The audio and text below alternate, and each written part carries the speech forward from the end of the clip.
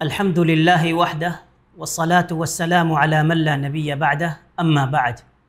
اللہ جل شانہ قرآن مجید کے اندر ارشاد فرماتے ہیں الذی خلق الموت والحیاة لیبلوکم ایکم احسن عملا، کہ اللہ رب العزت نے زندگی اور موت کو پیدا کیا تاکہ وہ آزمائے تمہیں کہ تم میں سے کون اچھے اعمال کر کے لاتا ہے۔ اچھے اعمال کیا ہیں؟ فضیل ابن عیاض رحمہ اللہ اس کی تشریح بیان کرتے ہوئے کہتے ہیں کہ احسن عملا ای اخلصہ و اصوبہ، کہ اچھے اعمال وہ ہیں جو سب سے زیادہ اخلاص والے اور سب سے زیادہ محمد الرسول اللہ صلی اللہ علیہ وسلم کی پیروی والے ہوں گے۔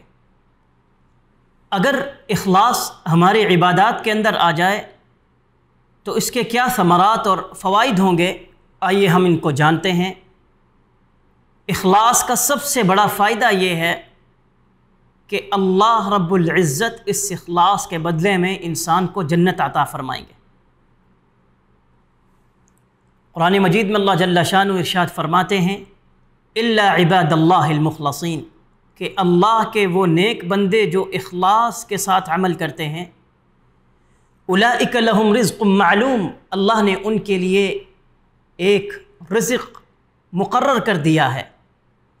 فواکہ وہم مکرمون، وہ رزق پھلوں کی صورت میں ہے، اور اللہ رب العزت ان کی تکریم کریں گے فی جنات النعیم، اس جنتوں میں جو کہ نعمتوں والی جنت ہے۔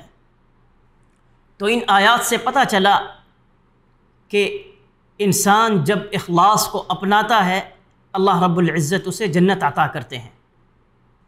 قرآن مجید میں جب اللہ رب العزت نے جنتیوں کا ذکر کیا تو ان کی کچھ صفات کا ذکر کیا، ان میں سے ایک صفت اللہ رب العزت نے ذکر کی کہ انما نطعمکم لوجہ اللہ لا نرید منکم جزاء ولا شکورا، کہ ہم تمہیں کھانا صرف اور صرف اللہ کی رضا اور اس کی خوشنودی کے لیے کھلاتے ہیں، اس کھانا کھلانے کا مقصد تم سے کوئی بدلہ لینا یا تمہارا شکریہ ادا کرنا ہرگز نہیں۔ اخلاص کو اپنانا اللہ کی رضامندی کا باعث ہے۔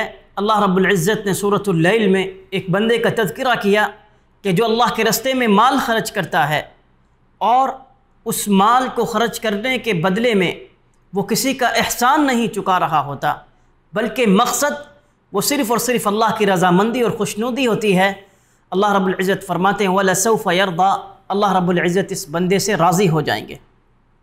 اخلاص کا ایک بہت بڑا فائدہ یہ بھی ہے کہ اس اخلاص کی بدولت انسان اپنی عادات کو عبادات میں تبدیل کر سکتا ہے۔ رسول اکرم صلی اللہ علیہ وسلم نے ارشاد فرمایا تم کوئی بھی عمل کرو اس کے اندر اخلاص کو شامل کرو، اللہ رب العزت تمہیں اس عمل پر اجر دیں گے، یہاں تک کہ اگر کوئی آدمی اپنی بیوی کے منہ میں کوئی لقمہ ڈالے اور اس لقمے ڈالنے کی وجہ وہ اللہ کی رضا مندی اور خوشنودی ہو، اخلاص ہو، اس پر بھی اس کو اجر ملے گا۔ اور اخلاص کا ایک اور فائدہ کہ اخلاص انسان کو مصیبت اور پریشانیوں سے نجات دلاتا ہے۔ ان تین آدمیوں کا قصہ کہ جو ایک غار میں پھنس گئے تھے، انہوں نے اپنے نیک اعمال کو وسیلہ بنایا اور کہا کہ اے اللہ، اگر ہم نے یہ عمل تیری ذات کے لیے کیا تھا، تیری خوشنودی کے لیے کیا تھا، ففرج عنا ما نحن فی، اللہ ہمیں اس مصیبت سے نجات دلا دے۔ رسول اکرم صلی اللہ علیہ وسلم نے ارشاد فرمایا فانفجرت الصخرہ، کہ وہ پتھر جس کی وجہ سے غار بند ہو گیا تھا وہ پتھر ہٹ گیا، اور اللہ رب العزت نے ان لوگوں کو اس مصیبت سے نجات دی۔ تو اخلاص کو اپنانا یہ ہمارے لیے نجات کا باعث ہے۔ اللہ سے دعا ہے کہ اللہ تعالی ہمیں اپنے اعمال کے اندر اخلاص کو پیدا کرنے کی توفیق عطا فرمائے۔ وآخر دعوانا ان الحمد للہ۔